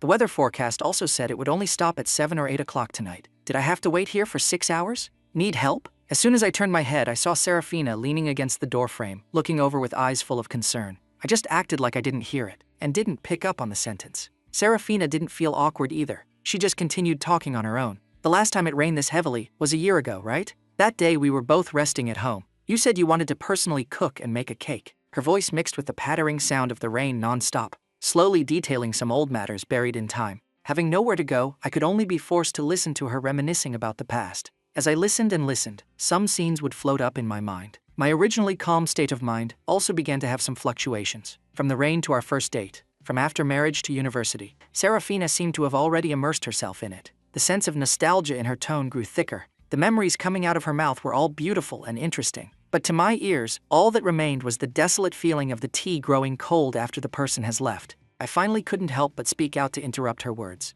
"Since you're so free, drive your car over and earn some extra cash." Goal achieved. Serafina hurriedly invited the person into the car to avoid being disturbed again. As soon as I got in the car, I closed my eyes to rest and feigned sleep. Serafina didn't speak anymore. As long as she saw me sitting beside her, her heart slowly settled down. After arriving at the destination, I took out $100 from my wallet and handed it over. "Good work, keep the change." Serafina didn't decline either. She accepted it with a smiling face. "Very happy to serve you. If you have travel needs later on, you can contact me." I was too lazy to waste words with her. I pushed open the car door and was about to leave but was called out to by her. "Thaddeus wants your contact information. Can I give it to him?" Hearing this name, my heart did a little thump. I remembered the matter of secretly adding him before, but very quickly I reacted that the account had already been deleted, so I set my mind at ease again. I nodded gently. After the verification message was sent over, I approved it very quickly. My heart started beating like a drum. Why did Thaddeus suddenly want to contact me? Could it be he knew something? Just as I was guessing, a message was sent over. "Brother Caspian, do you have time tomorrow? I want to meet you and chat." After typing for so long, just this one sentence. Yet I didn't know how to reply. Facing Thaddeus, my emotions were always complicated. Before the divorce, we could be considered love rivals. But I also understood we weren't inherently antagonistic. The root of the problem all lay with Serafina. At that time, my feelings towards Thaddeus were admiration mixed with a tiny bit of jealousy, and the powerlessness of wanting but not getting. I didn't want to get too close to him, and I didn't want to have any conflict with him either. But after the divorce, we were nothing more than nodding acquaintances who had met a few times. Logically speaking, I should politely refuse. After all, the only tiny bit of connection between us had also been severed. But for some unknown reason, I inexplicably wanted to go to the appointment. Wanted to hear exactly what he wanted to chat about. Driven by curiosity, I agreed. We arranged the time and place for the meeting. After seeing Thaddeus at the coffee shop, a feeling of a lifetime had passed birthed in the bottom of my heart. Not seeing him for a month, he seemed to have gotten more haggard. His spirit and complexion were vastly inferior to before. Towards his changes, I was somewhat surprised, but I still greeted him very politely. After ordering, the two people weren't very familiar to begin with and neither knew what to say. Finally, it was Thaddeus who took the lead to open his mouth and break this silent atmosphere. "Brother Caspian, asking you out today is actually wanting to apologize to you. I'm sorry." Facing his sincere apology, a trace of shock flashed across my face. I hurriedly waved my hand. "Nothing ever happened between us. You don't need to apologize." hearing me being so magnanimous and not holding a grudge at all. The guilt in Thaddeus's eyes grew even more intense. That day I didn't know you and Sister Seraphina were married. I said a lot of nonsense that hurt your heart. I'm sorry. So it was for this little matter. Tiny ripples stirred in my heart. The gaze I used to look at him carried a bit of pity. I was the one who hid it from you first. You only spoke the truth in your heart. I won't take it to heart. Besides, at that time I had already decided to divorce. Those words of yours actually firmed my resolve even more. Speaking of which, I should be thanking you. Otherwise, who knows, I might not have been able to walk out of it so quickly. Thaddeus knew these words were meant to comfort him, but he could never cross that hurdle in his heart. Tears shimmered in the bottom of his eyes. For things to reach this point today, both Sister Seraphina and I have responsibility. We are the ones who let you down. Seeing him insist on pulling the responsibility onto himself, for a moment I didn't know what to say anymore. Thaddeus, sinking into feelings of guilt, gradually became more emotionally agitated. Brother Caspian,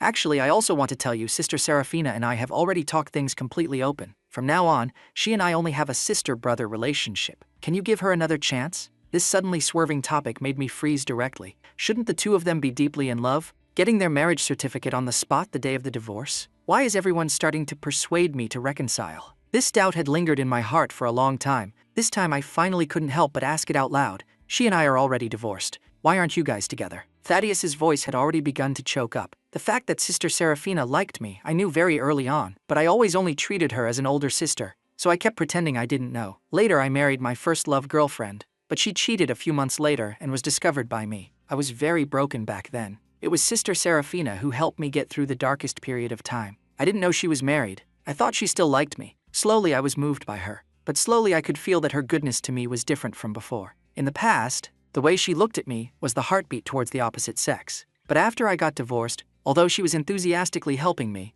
I always felt the way she treated me was almost the same as a blood-related sister. From time to time, it would make me produce an illusion that I had an older sister instead of a younger sister. Didn't we chat a lot that day? The reason I ultimately had to ask your opinion of Sister Seraphina was just that authorities are baffled, bystanders see clearly. I couldn't tell exactly what feelings she had for me, but after listening to your words, I thought my previous feelings were wrong. That's why I had the thought of wanting to be together with her, after you divorced and disappeared. It was only when I went to look for her that I learned the truth. At that time, I felt truly incredibly guilty. After all, my marriage was also intruded upon by a third party, so I had no way to accept the fact that I destroyed Sister Seraphina's marriage. No matter what she thought, the story between her and me from that moment on could only stop at the friend level. Later, seeing Sister Seraphina looking for you everywhere like a crazy person, I found the feeling of how she used to like me back then in her eyes. Only then did I understand that it turns out my previous sixth sense was right. She indeed doesn't like me anymore. She had a new family, slowly walked out of the past haze, and started a new life. Everything was supposed to develop in a good direction, but was changed in story trajectory by a variable like me. Brother Caspian, tell me, how could I not feel guilty? Hearing the end, it was as if a giant boulder was dropped into my heart, kicking up massive waves. I didn't expect that looking from Thaddeus's perspective, it would actually be such a completely different story. Although I had shock, I didn't feel that these were the absolute facts. After all, regarding the matter of love, it's like a person drinking water. Only they know if it's cold or warm. If Seraphina truly liked me, would I not have perceived a single bit of it? So facing Thaddeus's earnest persuasion and explanation, I remained silent for a while before responding. Regardless of whether her feelings for you exactly love or familial affection or friendship, in my view they are all much deeper than they are for me, this ex-husband. The reason I wanted to divorce her was also not entirely because of your appearance. There was also the accumulation of all sorts of matters, big and small, from the past. It made me see the essence of the marriage clearly, and that's why I was thoroughly disappointed. Seeing me calmly lay out the facts, the Thaddeus also felt deeply moved. Those persuasions that hadn't yet had the chance to be spoken out loud stopped at his teeth and lips. The gazes of the two people intersected in the air. I looked at his slightly red eye sockets and let out a light sigh. This matter, when it comes down to it, is a private affair between me and Seraphina. You are innocent. You originally shouldn't have been dragged into it. Now the matter of my divorce with her has become an established fact. If even I, the person involved, can let it go and walk out of it, what is there for you, a bystander, to still tangle with? Put down everything and live out your own life well. Both you and I still have time to start anew. Although this conversation ended, the emotions in Thaddeus's heart didn't calm down for a long time. He sat alone in his seat and recovered for a long while, before reading the meaning in my words. All things of yesterday are like dying yesterday. All things of today are like being born today. In an instant, those black clouds and thick fog piled up in his heart all dissipated. He got up and walked to the private room next door and pushed open the door. The room was extremely quiet. Looking at Seraphina, leaning against the back of the chair, remaining silent without a word, he gently called her. Sister Seraphina, are you okay? All the dialogue of the two people just now had entered Serafina's ears without missing a single word. She wasn't okay, but in front of Thaddeus, she restrained all her emotions, pretending to be calm. "I'm fine." Her voice carried a slight trembling. Thaddeus perceived it very quickly. He lowered his head and sat down opposite her. He thought for a long time before finding a few words of comfort. "Brother Caspian's mood, I can empathize with it. Although I don't know what happened between you guys in these 3 years of being together, but I imagine it must have made him very unhappy. That's why he wanted to end all this and start anew. Sister Serafina, since he has let go of the past, then you shouldn't be conflicted anymore either." The logic Thaddeus spoke of, how could Serafina not be clear about it? It's just that she understood. The pain and despair I felt in the marriage all originated from her. She was the chief culprit who caused this outcome. What qualifications did she have to talk about letting go? No amount of comfort was of any use to her. She also didn't want Thaddeus to continue worrying for her, so she changed the subject, saying she was going to take him back. Upon parting, Thaddeus asked her a question. "Sister Serafina, can you let go of Brother Caspian? Can she?" "Probably not, right?" Serafina thought. A sentimental smile floated onto her face, but her voice carried a trace of firmness. "He chased me for 10 years. Although I married him, I never put him in my heart and treated him well. So losing him is nothing more than a punishment I deserve. 3 years of husband and wife. He has already become an indispensable part of my life. How could it be possible to just say let go and let go? Regardless of whether he hates me or resents me, I still want to try one more time, regardless of the outcome." Just listening to my heart. Thaddeus didn't persuade anymore. He raised his hand and waved. The corners of his mouth revealed a genuine smile. "Sister Serafina, thank you for your care all these years. And I also wish you can finally achieve what you wish for." After bidding farewell to all my friends one by one, I packed my luggage, preparing to continue that unfinished around-the-world trip. Barnaby saw me off to the airport. He hugged me and refused to let go. "Remember to be careful in all things when you go out to play. If anything happens, hurry up and call me. If you encounter anything delicious, fun, or good-looking, remember to take pictures and send them to me. If you get tired of playing and want to rest but can't find a place to stay, just come right back. Anyway, you know the password to my house." Listening to him naggingly babbling a whole pile of words, my face was full of helplessness. "I'm going traveling, not going to settle in a foreign land. Can you not be so overly sentimental?" A few simple sentences destroyed the atmosphere of parting. Barnaby couldn't help but pinch my face. "You heartless jerk. I'm just worried you'll play until you go crazy again. Last time you sent a message and didn't reply for days. Shouldn't I instruct you a few more times? I've explained it hundreds of times. I replied to you with my thoughts, and you're still holding on to it without letting go." The two people bickered a few sentences like kids. Seeing it was almost time to board, only then did we reluctantly part ways.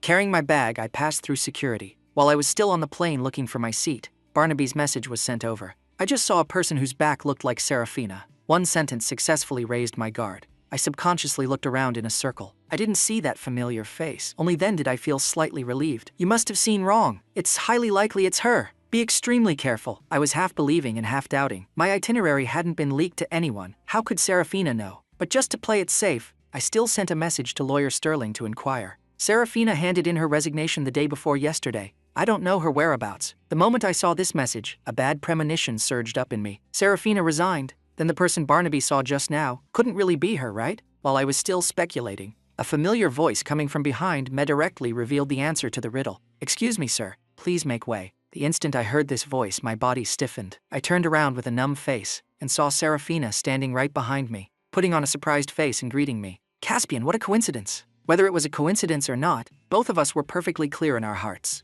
I was too lazy to act in a play with her. My eyebrows knitted tightly. "Why are you appearing on this flight? Business trip." Looking at her lying without even blushing or her heart skipping a beat just like before, I directly exposed her. "Didn't you resign?" Serafina's face didn't reveal any shame of her lie being punctured. Instead, her eyes were full of surprise. Even her tone carried pleasant surprise. "I just resigned and you already knew? Caspian, do you care about me that much?" I was rendered speechless. I gave up communicating and returned to my seat. Unexpectedly, Serafina also followed and sat down, and even waved her ticket in the face of my questioning look.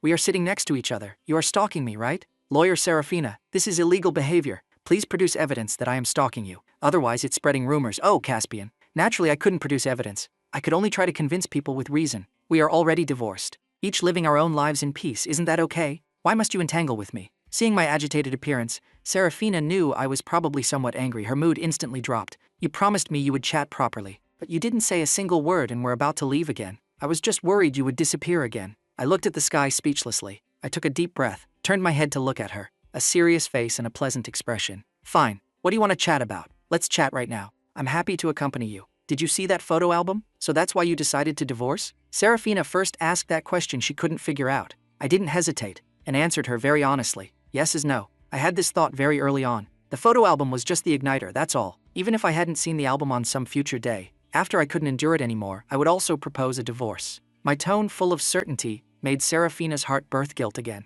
I didn't do well enough. You had so much dissatisfaction with me. Why didn't you tell me? I glanced at her. My tone was light like the wind and pale like the clouds. Didn't you also not tell me that you liked Thaddeus? I was just mimicking you, and chose silence, that's all. Seeing that I was still misunderstanding even up till now, Serafina hurriedly started explaining. I did like him, but those are all matters from a very long time ago. After getting married, I was slowly letting go of him, wanting to live a good life together with you. I didn't really want to listen to these weak and pale words of hers. I directly interrupted. I don't care when you let go of him, and I don't care if you have any true feelings for me, because everything has already passed. I don't want to waste mental energy on things that aren't worth it anymore. Do you understand what I mean? Looking at those clear and resolute eyes of mine, Serafina could only swallow those explanations she had prepared for a long time back into her stomach. Her two hands clasped tightly together. Her knuckles became pale from excessive force. In the bottom of her eyes, only deep helplessness and gloom remained. I didn't care what mood she was in right now at all. I only rejoiced that the world was quiet again.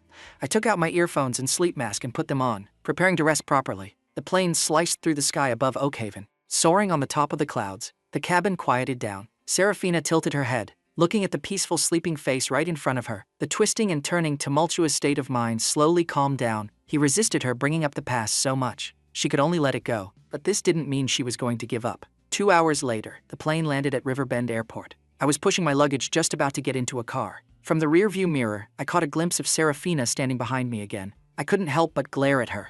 Things that should be said and shouldn't be said have already been finished. Are you still going to pester me? It can't be considered explained clearly. It was just writing off the matters after marriage. But pushing further back to those 7 years, and the rest of our lives, we still have things to chat about, don't we? Isn't it just me having a secret crush on you for 7 years, and going our separate ways for the rest of our lives after divorce? What is there to chat about? Serafina quietly looked at me. Clearly the two of us had experienced so many things. But seeing him again now, what surfaced in her mind was still the scene of him confessing to her for the first time. Back then, she tactfully rejected his affection, thinking the story between them would stop right there. Who could have thought that this story would last for 10 years without reaching its grand finale? It was just that this time it was her turn to chase after his footsteps. The past is a foregone conclusion, but the future is undetermined. Caspian, don't jump to conclusions so early. After a gap of 10 long years, hearing this sentence again, I froze directly on the spot. I raised my head, looking at her appearance standing with her hands behind her back in front of me. Those dust-covered memories in my mind loosened. Nightfall on the university square. The warm yellow lights shone on the hurrying pedestrians. I blocked Serafina in front of the library, blushing red, mustering courage to confess.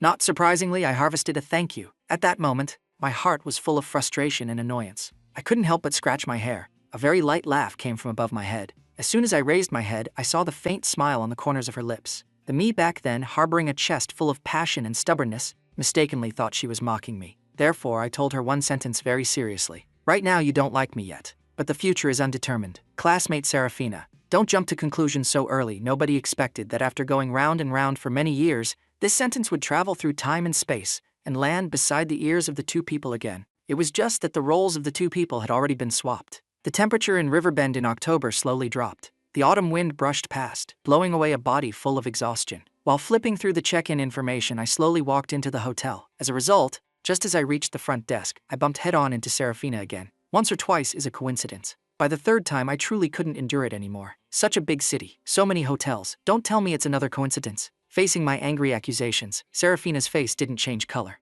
Coincidences are also divided into heaven's will and human effort. No matter which one it is, as long as we can bump into each other. Doesn't it all require luck? Maybe I just have good luck and have a destined fate with you. I massaged my brow bone and lifted my spirits. If we really had a destined fate, would we have reached the stage of getting divorced? Stop opening your eyes to tell blind lies and trick people. Serafina, is it possible our destined fate only just began after the divorce? She spoke like it was perfectly logical, but I only felt she was spouting pure nonsense. I couldn't resist mocking her a couple of sentences. Then I'll just say our destined fate was completely used up on the day of the divorce. Now it's all ill-fated karma. Serafina nodded in deep agreement. It can be considered ill-fated karma, I suppose. But that's not so bad either. If it wasn't for you constantly manufacturing all sorts of chance encounters 7 years ago, leaving a deep impression on me, I wouldn't have treated you as my first choice for marriage, nor would it have produced so many entanglements, lingering and intertwining up until today. Since you feel the ill-fated karma you begged for in the past is exhausted, then I am very happy to learn from your spirit of persevering and absolutely never giving up from the past.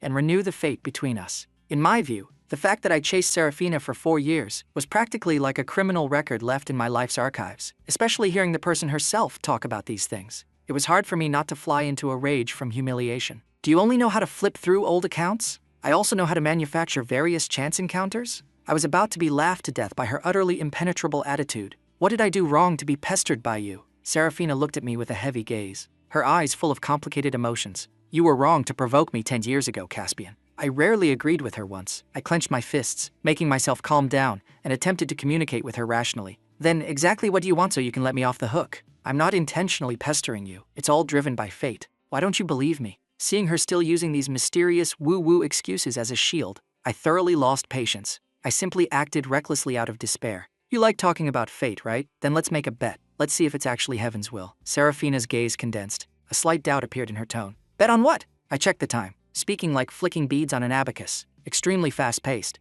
Neither of us brings a phone, only $100 in small change. Get on 2 buses heading in opposite directions at the hotel entrance.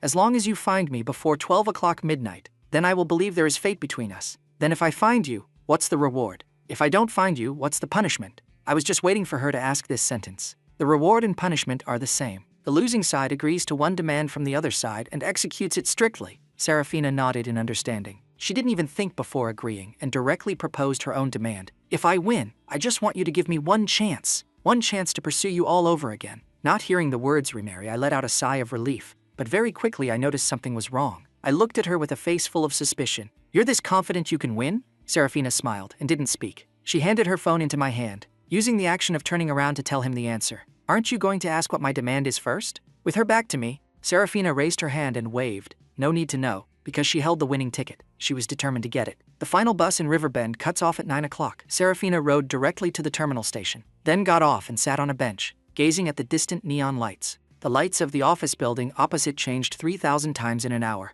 If she didn't count wrong when it jumped to 5,000 times, she stood up, hailed a taxi, and returned to the hotel. If she didn't see wrong before leaving, the room card in my hand was 1508. After stepping into the elevator, she directly pressed the 15th floor. It was already approaching late night. The entire floor was completely silent. She walked to the door of number 8, leaned against the wall, and quietly waited for the arrival of midnight. As the hour hand approached closer to 12, the faster her heart beat. Regarding this bet, she actually wasn't 100% certain. She believed the fate between her and me wasn't exhausted. So relying on instinct, she returned